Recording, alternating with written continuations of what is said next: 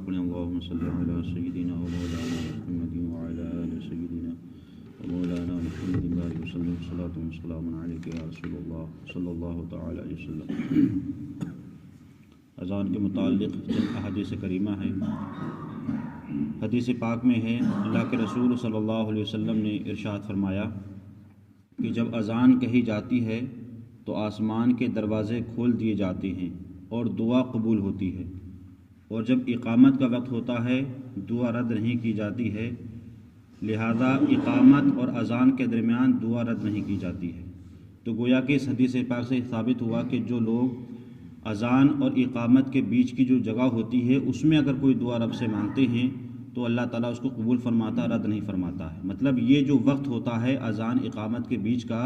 یہ دعا کی قبولیت کا وقت ہوتا ہے۔ تو ہمیں حتی الامکان کوشش کرنا چاہیے کہ کوئی ضروری نہیں ہے کہ ہم ہاتھ اٹھا کے ہی دعا مانگیں۔ دعا نام ہے دل سے،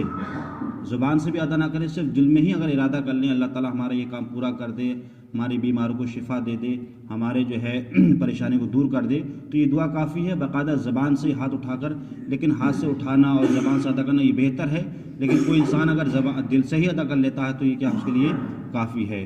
دوسرے حدیث پاک میں ہے میرے آقا صلی اللہ علیہ وسلم نے ارشاد فرمایا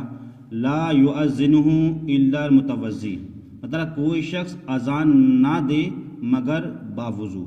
مراد یہ ہے کہ اگر کوئی شخص اذان دے تو باوضو ہونا چاہیے، لیکن اگر کسی شخص نے بغیر وضو کے اگر اذان دے دی تو اذان تو ہو جائے گی لیکن اس میں کراہت ہے۔ مطلب یہ ہے کہ اس میں کراہت ہوگی، کیونکہ اذان ایک پاکیزہ الفاظ ہیں اور اس کو انسان بغیر وضو کے دے تو اس میں کراہت شریعت نے دی ہے۔ لیکن یہ ہے کہ اگر کوئی انسان کسی وقت میں اگر ایسا ہوتا ہے کہ اگر انسان بغیر وضو کے اذان دے دیتا ہے تو اس کی اذان ہو جائے گی، لیکن اس میں تھوڑی سی کیا ہے کراہت ہوگی۔ دوسرے حدیث پاک میں میرے آقا صلی اللہ علیہ وسلم نے ارشاد فرمایا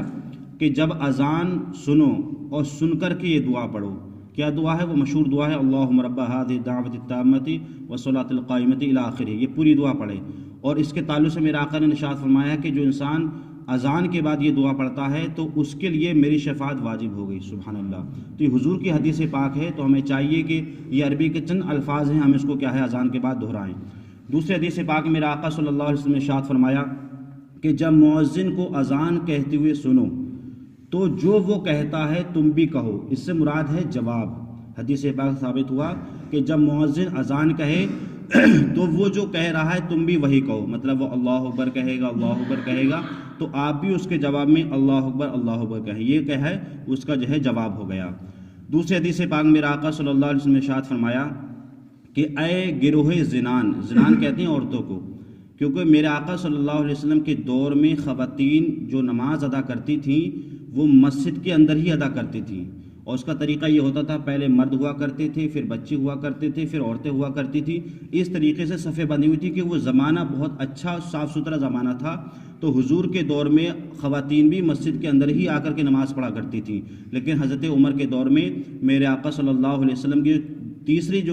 دوسرے جو خلیفہ ہیں حضرت عمر، انہوں نے منع فرما دیا کہ اب کوئی عورت مسجد میں نماز نہیں پڑھے گی بلکہ وہ اپنے گھروں میں نماز پڑھے گی۔ اس کی وجہ تھی فتنہ فساد ہونے کی، کیونکہ آپ بہتر جانتے تھے۔ تو میرے آقا صلی اللہ علیہ وسلم نے ارشاد فرمایا کہ اے عورتوں کے گروہ، جب تم بلال کو اذان اور اقامت کہتی ہوئے سنو۔ اب اس سے یہ ثابت ہوا کہ جو مؤذن تھے وہ حضرت بلال تھے، کیونکہ انہی کا نام حدیث پاک میں آیا ہے کہ جب تم بلال کو اذان اور اقامت کہتی ہوئے سنو تو جس طرح وہ کہتا ہے تم بھی کہو، اللہ تعالیٰ تمہارے لیے ہر کلمے کے بلدے 1,00,000 نیکی لکھے گا۔ اب کلمہ دیکھیں آپ، اللہ اکبر، اس میں 2 کلمے، اللہ الگ اور اکبر الگ، یہ 2 کلمے ہو گئے۔ تو حدیث پاک میں کیا گیا؟ ایک کلمے کے بلدے 1,00,000 نیکی لکھی جائیں گی، ایک درجہ 1000 درجے بلند ہوں گے اسی ایک کلمے کی وجہ سے، اور 1000 گناہ مٹا دیے جائیں گے۔ سبحان اللہ۔ تو گویا کہ اس میں 3 وجہ ہو گئی۔ ہم نے اللہ اکبر کہا جواب میں تو ہمارے 1,00,000 نیکی ہماری لکھی گئی، 1000 درجے ہمارے بلند کیے گئے، اور 1000 گناہ صغیرہ ہمارے مٹائے گئے، صرف ایک کلمے کی وجہ سے۔ آپ پوری اذان میں دیکھیں کتنے بے شمار کلمے ہیں، تو گویا کہ ہماری یہ فضیلت اس میں یہ ہے کہ ہم کیا کریں، اس کا اذان کا جواب دیں۔ میرے آقا صلی اللہ علیہ وسلم نے ارشاد فرمایا، جب آپ نے یہ فرمایا کہ اذان کا جواب دو تو عورتوں نے عرض کی یا رسول اللہ یہ تو عورتوں کے لیے اتنا ثواب ہے کہ ایک کلمے کے برابر 1,00,000 نیکی ثواب ملے گا، لیکن مردوں کے لیے کیا ہوگا؟ تو میرے آقا صلی اللہ علیہ وسلم نے ارشاد فرمایا مردوں کے لیے اس کا دگنا ثواب ہے، مطلب عورتوں کو 1,00,000 ملے گا تو مردوں کو ایک کلمے کے بدلے میں 2,00,000 برابر ثواب ملے گا۔ تو یہ مردوں کے لیے کیا ہے؟ فضیلت حدیث ہے۔ دوسرے حدیث پاک میں ہے میرے آقا صلی اللہ علیہ وسلم نے ارشاد فرمایا کہ جب مؤذن اذان دے تو جو شخص اس کے مثل کہے، مطلب اس کی طرح کہے، اور جب مؤذن جو ہے وہ حی علی الصلاۃ اور حی علی الفلاح پر آئے، تو اس میں تھوڑا سا فرق یہ ہے کہ جواب تو وہی دینا ہے،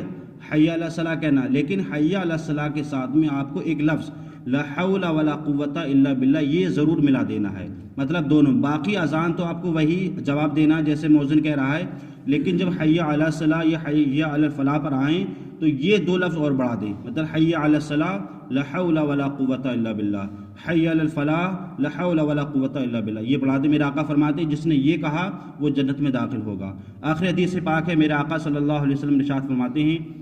کہ زیاد بن حارث صدائی ایک صحابی ہیں، وہ کہتے ہیں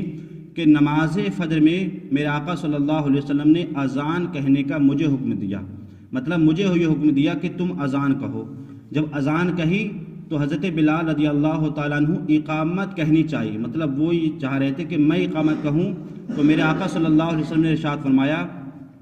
کہ صدائی نے اذان کہی ہے اور جو اذان دے وہی اقامت کہے، مطلب یہ اس کا حق ہے، مطلب جس نے اذان کہی ہے اسی کا یہ حق ہے کہ وہ اقامت کہے، اگر اس کی اجازت سے کوئی دوسرے اقامت کہہ رہا تو یہ کیا ہے؟ جائز ہے، کیونکہ حدیث پاک میں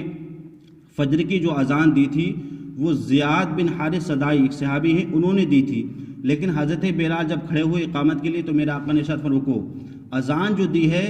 وہ صدائی نے دی ہے، لہٰذا اقامت بھی صدائی کہے گا۔ اگر وہ اپنی اجازت سے کسی دوسروں کہتا ہے، جیسے لوگوں محبت ہوتی ہے میں نے اذان کہی آپ اقامت کہہ لیں، یا آپ نے اقامت کی ہے میں اذان دے رہا ہوں، تو اس طریقے سے اگر محبت ہے کیونکہ اس کا حق ہے، بہتر یہ بغیر اس کی اجازت کے، مثال کے طور پر کہ ایک شخص نے اذان کہی، اب اس کی اجازت کے بغیر اگر کوئی دوسرا